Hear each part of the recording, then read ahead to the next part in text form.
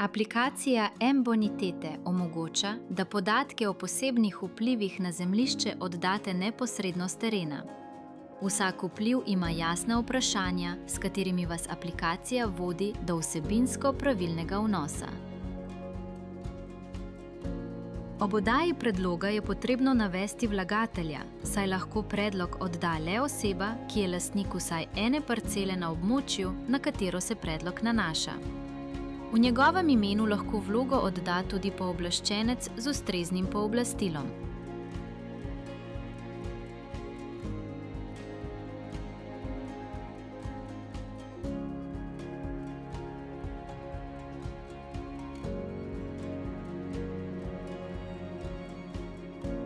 Pri skalovitosti je pomembno razlikovati med posameznimi kamni na površju in pravo skalovitostjo, kjer skala predstavlja trajno omejitev tal.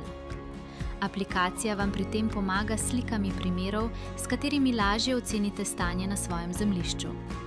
Fotografije naj prikazujejo širše območje in jasno pokažejo, da skala izhaja iz tal in je ni mogoče odstraniti z običajno obdelavo. Fotografije naj ne prikazujejo posameznih kamnov ali kupov, temveč jasno pokažejo trajno omejitev tal na širšem območju.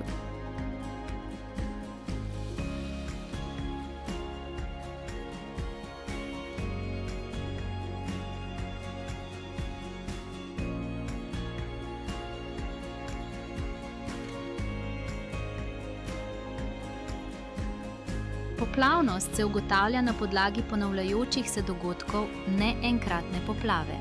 Zato je pomembno, da vnesete čim bolj točne datume in trajanje posameznih poplav.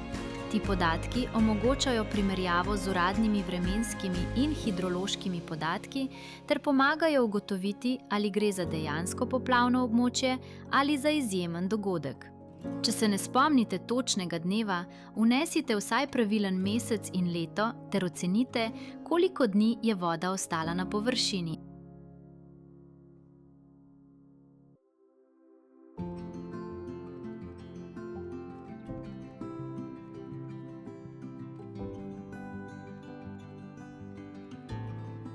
Sušnost ni en sam vroč poletni teden, ampak ponavljajoč se vpliv, ki se kaže v slabšem razvoju rastlin in manjšem pridelku.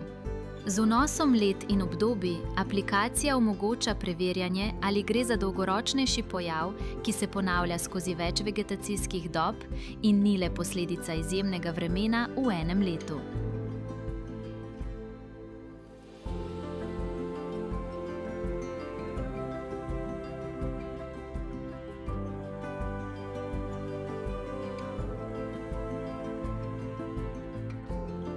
Ekspozicija opisuje, kako je zemljišče obrnjeno proti soncu in koliko sončne svetlobe prejme čez dan. Vpliv je pomemben predvsem pri trajnih nasadih, kjer osončenost vpliva na zorenje, kakovost pridelka in pojav pozebe. Pri vnosu izberite smer, ki na terenu dejansko prevladuje, in označite območje, kjer se vpliv najbolj izrazi.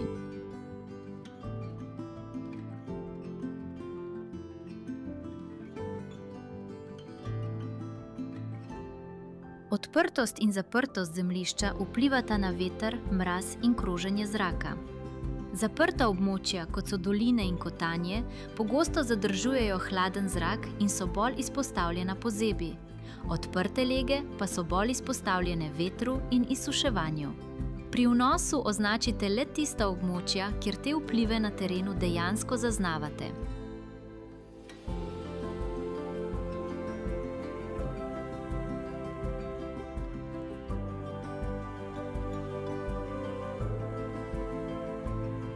Zasenčenost pomeni, da zemljišče v času vegetacije prejema manj sončne svetlobe, kot bi bilo za normalno rast rastlin potrebno. Pomembno je, da vpišete, kaj povzroča senco, na primer gozdni rob, strm teren ali ozka dolina, ter kdaj se senca pojavlja, bodisi zjutraj, popoldne ali večino dneva. Če del zemljišča večji del dneva ostaja v senci in se rastline tam slabše razvijajo, gre za zasenčenost, ki jo je smiselno evidentirati.